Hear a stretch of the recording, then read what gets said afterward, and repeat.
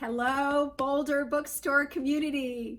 This is so exciting for me. And by the way, I'm Melissa Bernstein, and I am here today to talk with you about my new book, Lifelines. Yay! This is so exciting for me because I grew up in Boulder and I always used to go to Boulder Bookstore. And when I moved away, I thought every single bookstore was like Boulder Bookstore, and boy, was I disappointed. So thank you for allowing me to talk about my book today and answer some questions. So I have the list of questions.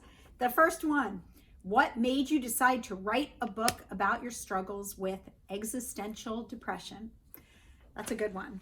So I never planned to write a book, and I actually never even planned to let anyone know that I struggled with this affliction called existential depression, which is very rare. In fact, it's not even in the DSM-5.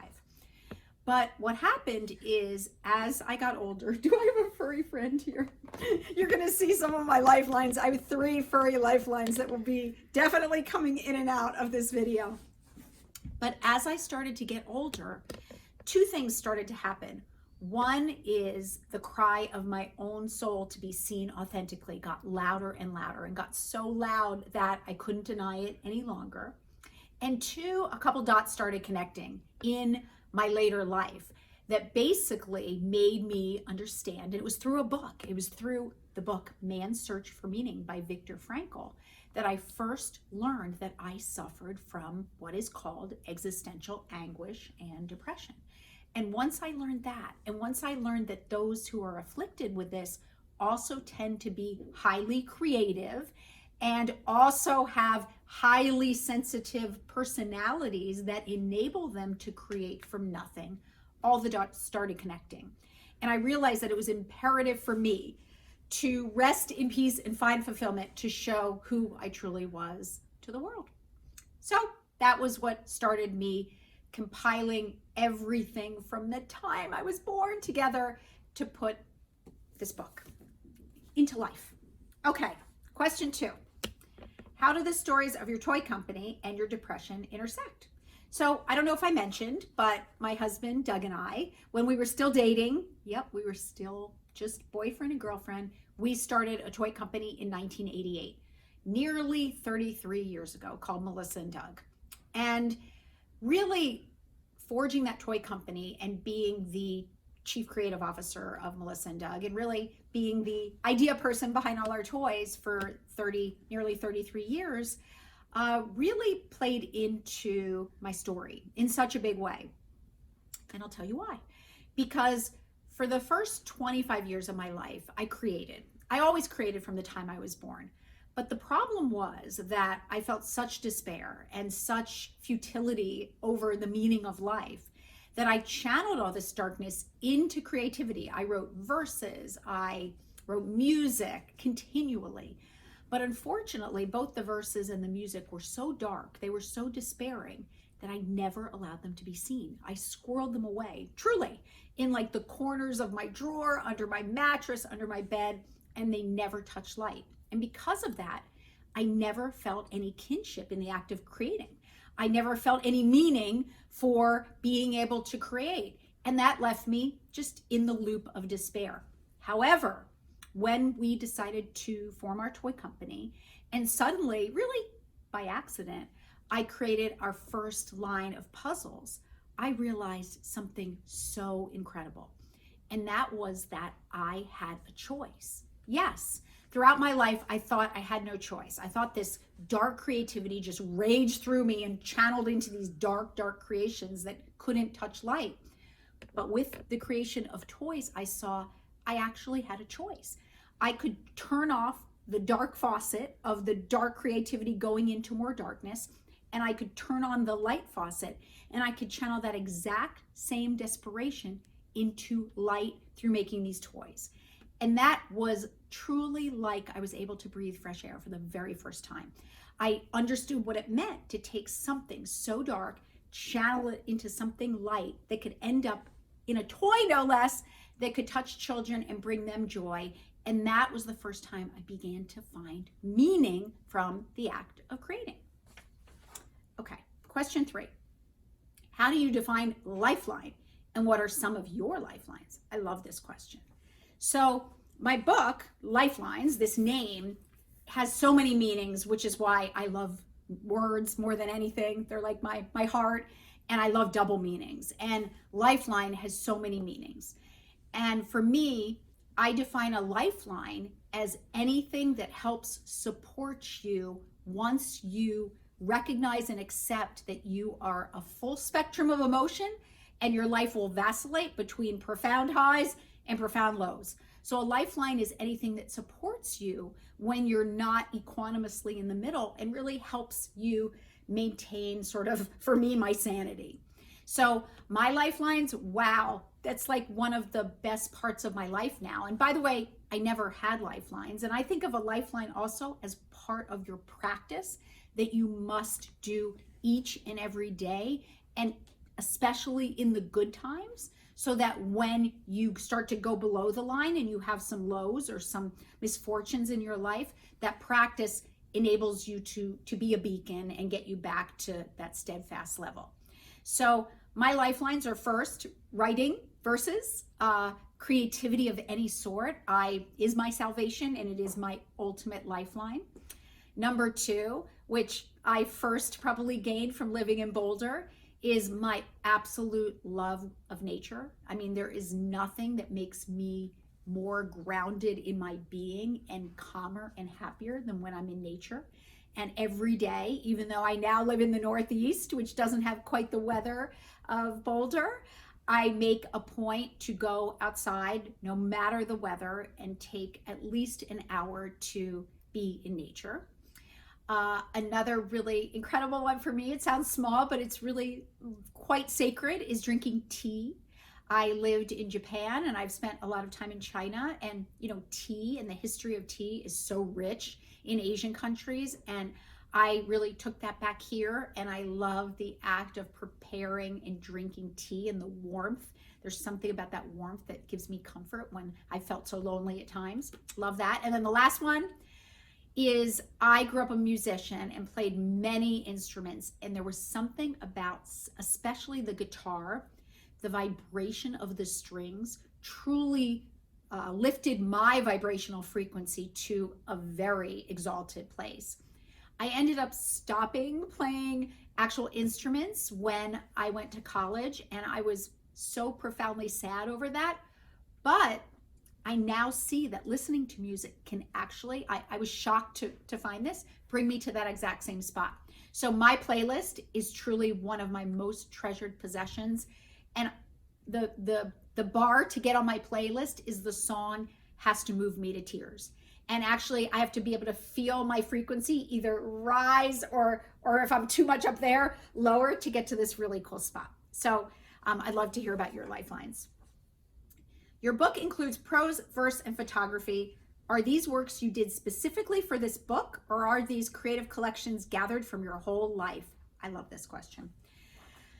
This book is the most, the most grueling, longest living product I've ever given birth to. And things are in this book from the time I was 3 years old. So the verses in here that never saw the light finally got into this book. So I think it's everything. It's from my entire life, journal writings, verses, recollections from my life. It's photography from my life, and some from more recent. And it's some reflections when I pieced it all together and there were some gaps that I added a little bit later. So I'd say it's all of the above. Next question. What advice do you have for others struggling with depression? Wow, that's a great one. And I think, I can only give advice from my own experience. But I know, and I created a mantra for advice how to get out of depression. And it is, step on out of the head, moving into the heart, free to channel all dread into jubilant art. So when we are depressed, I believe we are entrapped in our head. We are in the prison of our own mind, and it tells us very bad things. At least for me, it told me I was a terrible person. It told me life was futile, and it made me very, very sad. So there came a point when pain plus resistance equals suffering. It became so great. I wasn't able to bear it any longer, and I finally surrendered to it. And I basically said, take me, I'm yours. And that was when actually things began to change. And I wrote another verse sort of explaining what I needed to do. And it's, we alone possess the power to spend life forevermore, brokenhearted in a cell, or walk right through the open door. So it was this attitudinal change where I said, you know what? I'm no longer going to play the victim. I'm no longer going to wallow in blame and shame. And I am going to engage in life and take action. And my best advice for anyone suffering from depression, much easier said than done, is to know that you have a gift in you. You have sparks in your soul that long to rage freely, that long to be kindled, to create a bonfire with humanity. Do everything you can to unearth them and kindle them so that you can engage in the flow of life. Okay. What have you been reading during the pandemic to maintain your hope? Woo, that's a good one. So part of my coming out of existential depression was a psychotherapeutic route where I had to really go in and unearth all my negative cognitions and my past traumas, and that was grueling work. But the other half was all philosophical, and it was truly going back to the beginning of time, like Socrates. And really, because I'm not the first person, thank goodness, who's pondered the meaning of life. Actually, there were many wiser people before myself who pondered this and came up with their own answers, to why and to how to find meaning. So I have been having the best time reading so much philosophy. I know it doesn't sound like fun to most people, but I've read everything from Nietzsche to Zappa to Socrates to Plato. I mean, it goes on. And I am like, all the time I'm reading in my office with Doug, and I'm like, oh, and he's like, what? He thinks something bad happened. I'm like, no, another epiphany, another revelation. So it's amazing. And I'm happy to share my book list if any of you are interested. Another amazing one was Kay Redfield Jamison's Touch with Fire, which talks about creative people, and love that book. So I have many. I have a huge book list, just like my playlist. Let's see. 7, is there anything else you want us to know about your book? Well, I think the one small thing I want people to know is, the reason I wrote this book wasn't to create a bestseller, because the truth is I've created toys for 33 years, and I know how to create, even though it comes from my heart and they're all about open-ended play, I know how to create a commercially successful toy. And I could have created a commercially successful book, and I've been asked to do that, with all these cute little stories and the quips and the little how-tos. I didn't want to do that. This was not about that at all. This was about sharing the deepest caverns of my being and really integrating those parts of my soul that I had denied, rejected, and disassociated from my entire life.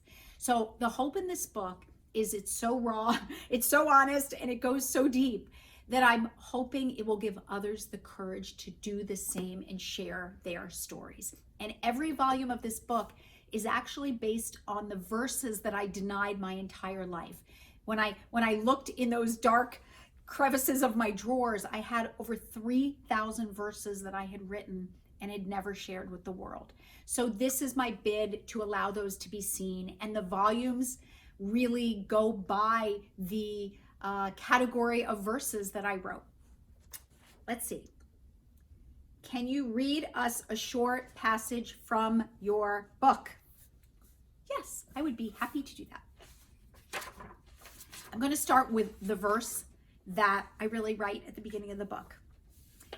All these decades orchestrating this impassioned symphony, weaving overwhelming joy with waves of abject misery, forged the tale of my existence, ringing powerful and true, and beseeching liberation so the world can hear it too. And then I'm going to read from you just really the prologue, which is Why Now? Here I was in my 5th decade of life, yet still believing I was a visitor from another planet who would never be understood or embraced here on Earth. From early on, I knew something was awry within my being, wallowing in a continual sense of unease and a profound unsettledness in my soul. This induced scathing criticism for others for being so odd, and ultimate rejection by those I desperately sought to befriend. Yet despite these judgments, I still invariably fought to disguise my eccentricities and fit in, never finding mass acceptance and becoming deeply isolated and bitterly resentful. And then, seemingly out of the blue, through a handful of random dots connecting by sheer coincidence, I woke up out of the lifelong stupor to see I wasn't alone at all. After an eternity of asking the question why and drowning in a sea of despair, I witnessed a lifeline descending through the murky water, beckoning me to grab hold, rise up, and witness my very first glimpse of light. For I had finally been handed the key to unlock my essence, with every answer sought now bountifully displayed before me. The first dot came in reading the book Man's Search for Meaning by Viktor Frankl. At its conclusion, Frankl mentioned research he initiated post-ordeal in logotherapy, a form of existential analysis. Although priding myself on possessing a wide vocabulary, I had never before heard the word existential and was curious to its meaning. And when its definition, a philosophy according to which the world has no meaning and each person is alone and completely responsible for his or her actions, Cambridge Dictionary, permeated my brain, a lightning bolt penetrated my heart as I was literally reading an explanation of my innermost ruminations. In fact, I almost believe someone was playing a cruel joke on me, as the concepts of existentialism were so akin to my perceptions that I could hardly digest the enormity of this revelation. It was unfathomable to learn existential depression could precisely detail behavior which for decades seemed so unusual and stigmatizing, because this potentially meant I wasn't alone in my anguish and there were others like me in the world. As I researched further and learned about those suffering existential depression, I saw a very high percentage of them were exceedingly creative. In fact, reading the following sentence made the entire universe grind to a halt. It is probable that people who are the most thoughtful, curious, and creative are primarily the ones who experience existential depression. James Thurman Webb, psychologist and author. This insight brought me to my knees, for just a handful of creators thought to have experienced existential depression included Wolfgang Mozart, Vincent van Gogh, Ludwig van Beethoven, Emily Dickinson, Michelangelo, Sir Isaac Newton, T.S. Eliot, William Faulkner, Fyodor Dostoevsky, Leo Tolstoy, Charles Dickens, Edgar Allan Poe, Ernest Hemingway, Winston Churchill, Hans Christian Andersen, Sylvia Plath, and Virginia Woolf. And while by no means was I comparing or elevating myself to these individuals' prolific levels of creativity, I felt heartfelt communion in sharing the same source of misery birthing art. Perhaps the most sobering realization, however, was that several of these individuals couldn't handle the mania's toll and tragically took their lives, signifying the unrelenting nature of this affliction. Yet despite this magnitude, this epiphany gave me the validation needed in perceiving I was not alone. For until now, no one had known the depths of my despair or understood that what I experienced just didn't end or get better, which made this newfound awareness enlightening yet terrifying. There was a very fine line between bearing its burden or perishing beneath its weight. Thank you. I look forward to hearing from you. There's so many ways you can reach me. One is by Instagram at Seek Lifelines. The other is my personal Instagram, which is at Melissa Bernstein Official. And then our ecosystem, which by the way is all free. And we have this incredible journey, the journey to inner space that I took to accept myself in totality. It's all free. And that is lifelines.com. Thank you so much for visiting, and I look forward to hearing from you in the future.